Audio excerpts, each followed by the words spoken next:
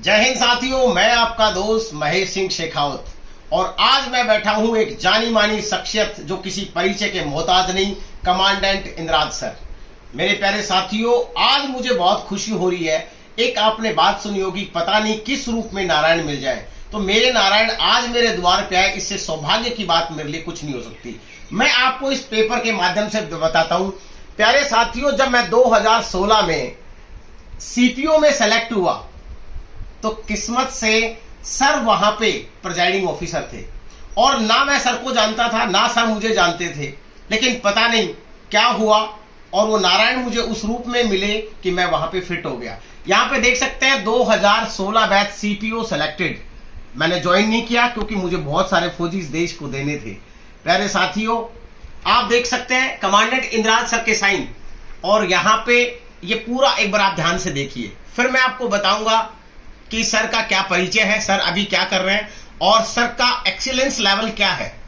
प्यारे साथियों, 2016 में सीआईएसएफ कैंटोनमेंट के अंदर जब मैं फिजिकल देने गया तो सर वहां पे प्रिजाइडिंग ऑफिसर थे और लकीली सर कोटपुतली से हैं। ये बहुत हमारी किस्मत की बात है कि जब आपको किसी दूसरे क्षेत्र में अपने क्षेत्र का व्यक्ति मिलता है तो इससे गर्व की कोई बात नहीं होती। तो मेरे लिए खुशखबरी है, इसलिए सर से मैं आज आपके लिए कुछ जानकारी प्रोवाइड करवाना चाहूंगा। सर आपको बताएंगे कि जब आप किसी भी पैरामिलिट्री फोर्सेस के फिजिकल के लिए पीएसटी फिजिकल इंडोरेंस टेस्ट और फिजिकल स्टैंडर्ड टेस्ट के लिए जाते हैं तो किन किन बातों को ध्यान में रखना चाहिए, आपको कैसे तैयारी करना चाहिए, वहां का माहौल आपको कैसे मिलता है, अपील का क्या प्रोसीजर है, अगर आप हाइट में अगर हमें सेट नहीं है, अपील का क्या प्रोसीजर है। तो आगे सुनिए कमांडेंट इंद्राज सर की जुबानी पूरी की पूरी कहानी। सर आपका स्वागत है। जय हिंद साथियों, मैं कमांडेंट इंद्राज सिंह और मेरे लिए बहुत सौभाग्य की बात है कि अपने महेश जी इन्होंने मुझे एक बार फोन किया, कहीं मेरा नंबर देखा होगा और इनकी जैसे इच्छा थी कि मैं उनसे बात करूं, तो वो सेम भावना मेरे अंदर थी। मैं आज किसी और काम से कोटपुतली आया था और मैं कई दिन से इस चाहत में था कि मैं भाई महेश जी से मिलूं, क्योंकि इनकी जो परफॉर्मेंस में बराबर वॉच करता रहता हूं। मैं इनका बहुत बड़ा फैन हूं, फॉलोवर हूं, फेसबुक में भी इनको फॉलो करता रहता हूं और मैं बहुत फक्र के साथ कह सकता हूं कि मेरे क्षेत्र में माइलस्टोन स्थापित करने में इनका बहुत बड़ा योगदान रहेगा। मेरा जो क्षेत्र था, जिससे हम कह सकते हैं कि झुंझुनू सीकर, वहां से बहुत फौजी, हर घर में फौजी मिलते हैं, लेकिन मेरा ये क्षेत्र कुछ इस तरह से वंचित था क्योंकि प्रॉपर गाइडेंस, प्रॉपर मार्गदर्शन नहीं था। लेकिन मुझे अभी पूरा भरोसा है कि वैसे ऋषिराज डिफेंस एकेडमी के जो डायरेक्टर साहब हैं, ये बहुत कुछ में सेलेक्ट हो चुके हैं और ये डिजर्व करते हैं। तो जब मेरे पास आए थे उस समय भी ये सिलेक्टेड थे, मेरा उसमें कोई योगदान नहीं था। ये डिजर्व करते थे और ये उस काबिल थे, इसलिए उस समय इनका सीपीओ में भी सिलेक्शन हुआ था और उसके बाद भी। लेकिन कहते हैं ना, कुदरत को कुछ और ही लिखा है।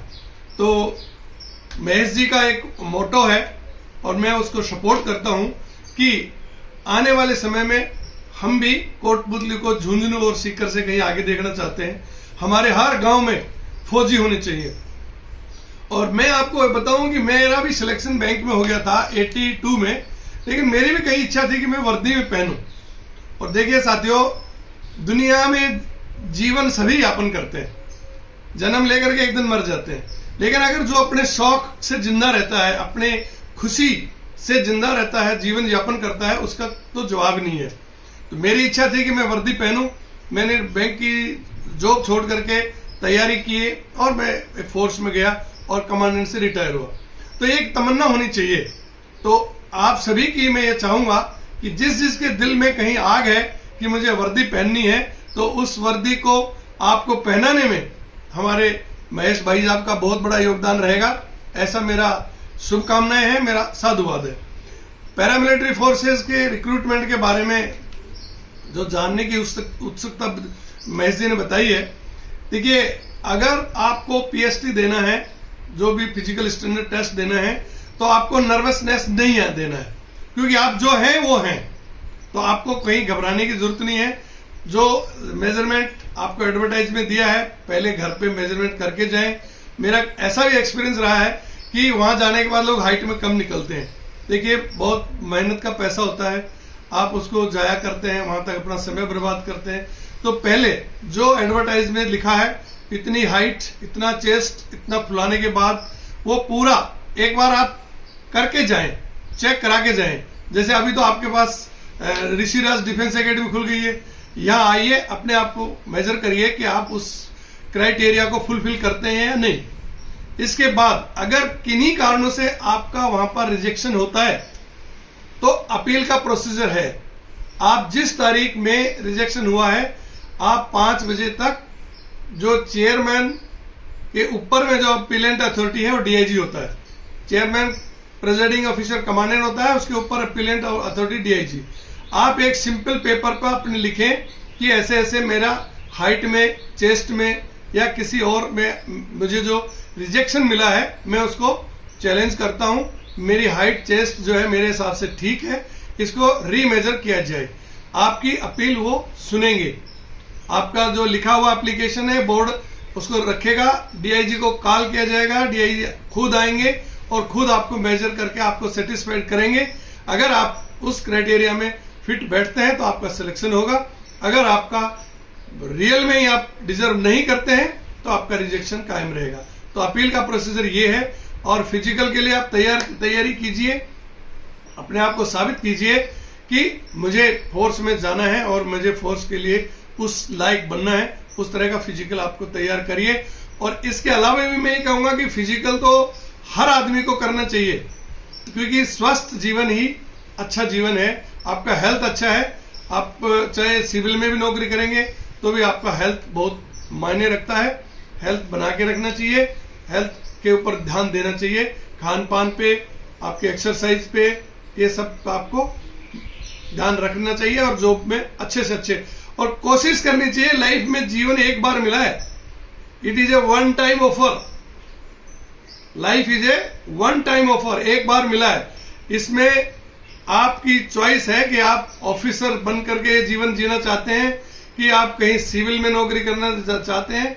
लेकिन मैं कहूंगा, मेरी अपनी जो 65 इयर्स का अनुभव है, कि अगर आप यूनिफॉर्म फोर्सेस को ज्वाइन करेंगे तो इससे बड़ी कोई आपकी लाइफ की सफलता नहीं होगी।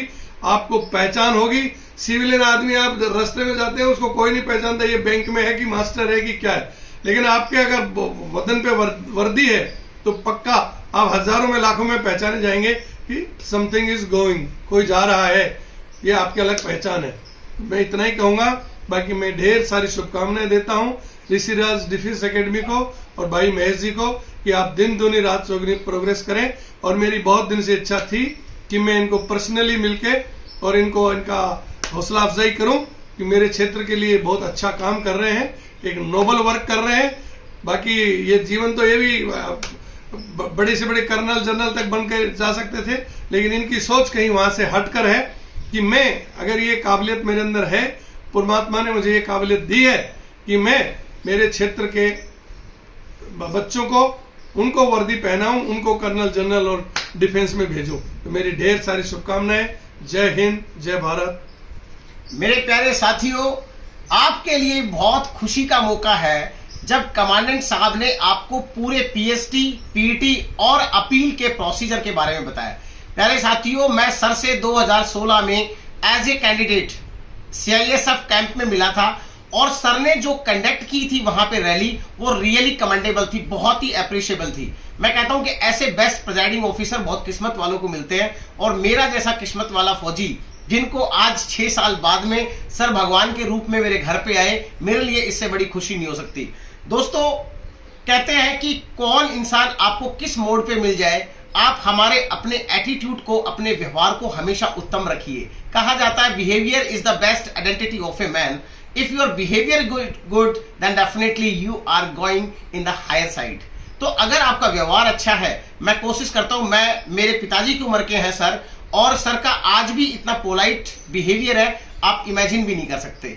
और मुझे इनसे बात कर कैसे फील नहीं होता कि मैं एक इतने वरिष्ठ इंसान से बात कर रहा हूं। आज भी इनका बहुत फ्रेंडली नेचर है।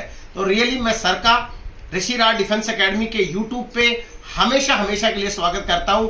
और मैं मेरे व्यूअर्स को बोलता हूं कि अगर आपको पैरामिलिट्री फोर्सेस के फिजिकल से, अपील से रिलेटेड या पीएसटी से रिलेटेड कोई भी क्वेश्चंस हो, आप इसी वीडियो पे कमेंट करिए, हम डेफिनेटली आपके पास पहुंचेंगे। और अगर मुझे किसी चीज की जानकारी नहीं होगी तो मेरे साथ मेरे भगवान कमांडेंट इंद्राज सर हैं कि डेफिनेटली आपको गाइड करेंगे। सर का भी मेन मोटिव है कि समाज की सेवा करना, वो समाज की सेवा किसी भी माध्यम से होती है। तो सब सर अभी मैक्सिमम एकेडमियों में एक मेंटर का काम करते हैं और इतने एक्सपीरियंस मेंटर हम सबको मिले हैं, ये हमारे लिए किस्मत की बात है। तो दोस्तों जल्द ही फिर मिलते रहेंगे इंद्राज सर से। सर आपका बहुत बहुत धन्यवाद, थैंक यू। आपने बहुत अच्छी गाइडेंस हमें दी। और मेरे व्यूअर्स इस वीडियो को ज्यादा से ज्यादा शेयर करें ताकि हर बच्चों तक ये खबर फैल सके कि आपको इंटरनल प्रोसीजर और एक्सटर्नल प्रोसीजर में क्या डिफरेंस है। जय हिंद दोस्तों, जल्द ही मिलेंगे अगले वीडियो में।